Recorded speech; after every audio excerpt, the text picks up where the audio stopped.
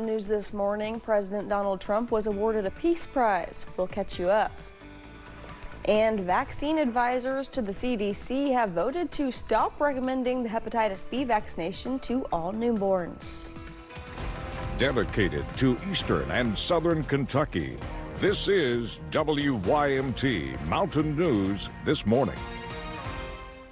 Good Monday morning to you. I'm Caroline Mueller, here with you on this December 8th. It is 5 a.m., which means it's time to check in with meteorologist Megan Desmond for a look at your forecast this morning.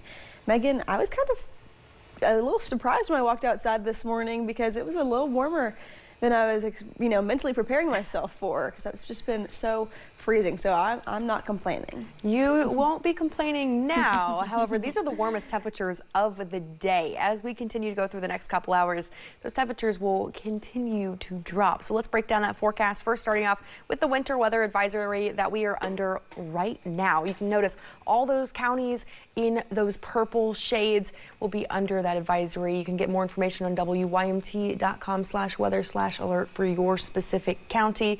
But in terms of what we're seeing on the radar right now, mostly rain, and that's because we are seeing those warmer temperatures to start off your day.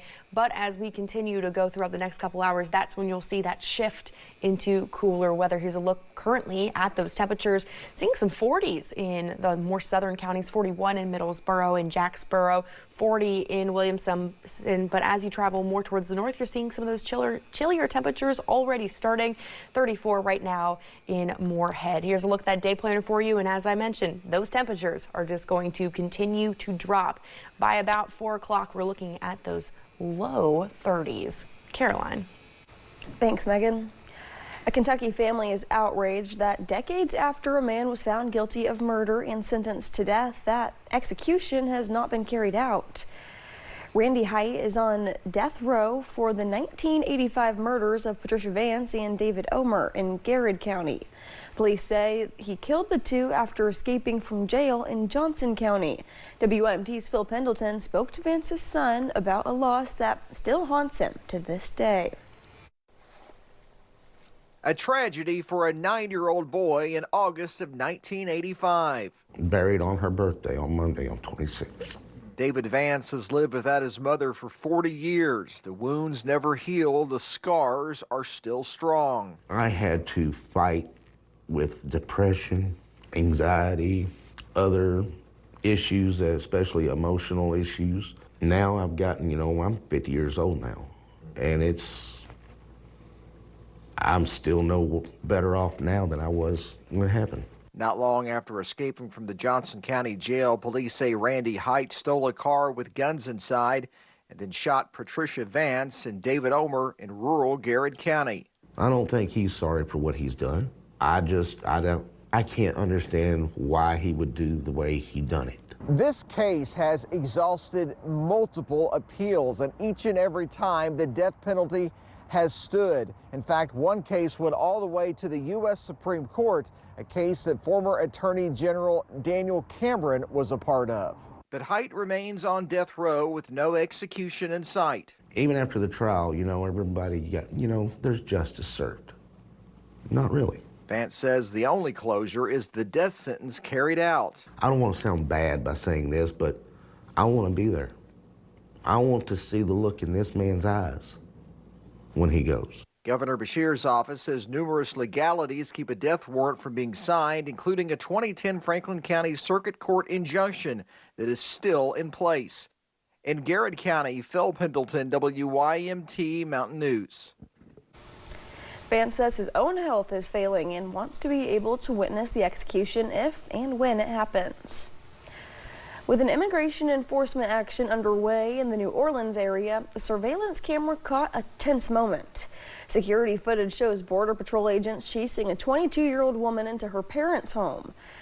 Jacelyn Guzman says men in masks jumped out of an SUV as she was walking home from the store. Moments later, a second vehicle pulled up and Guzman started to run. The crackdown in Hispanic neighborhoods has put residents on edge, and the mayor's office is asking Border Patrol agents for more transparency.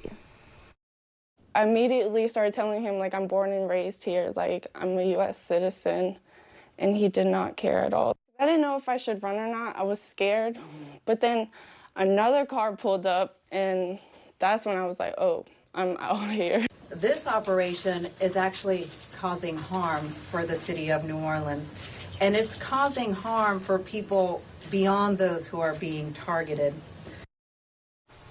The Department of Homeland Security says WWL agents were looking for someone convicted of a crime and that Guzman matched the description.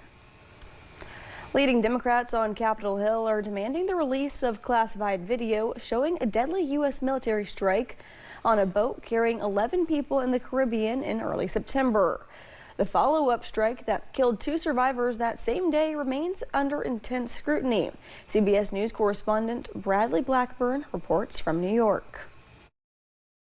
As Democrats call for the video's release, debate is growing over the second strike that killed 2 survivors on a suspected drug boat off Venezuela's coast in early September. It seems pretty clear they don't want to release this video because they don't want people to see it, because it's very, very difficult to justify. On CBS's Face the Nation, Representative Jim Himes, the House Intelligence Committee's top Democrat, said it appears the survivors no longer posed a threat before the follow-up strike. I think it's really important that people see what it looks like when the full force of the United States military is turned on 2 guys who are clinging to a piece of wood and about to go under. Last week, a bipartisan group of lawmakers received private briefings from Joint Chiefs of Staff Chair General Dan Kane and Navy Admiral Frank Mitch Bradley, who led the mission. It was entirely appropriate to strike the boat again to make sure that cargo was destroyed.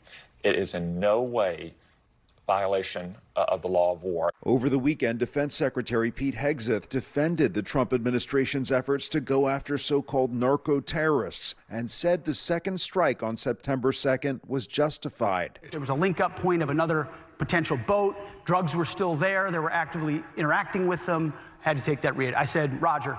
Sounds good. Since then, the U.S. has conducted more than 20 strikes on suspected drug boats in the Caribbean and Eastern Pacific, killing over 80 people. Bradley Blackburn, CBS News. Hegseth did not say whether the video of the second strike would be released, but said a review is underway. The ceasefire between Israel and Gaza is nearly 2 months old, and supplies and food are finally getting in. But some people are just getting their first rations.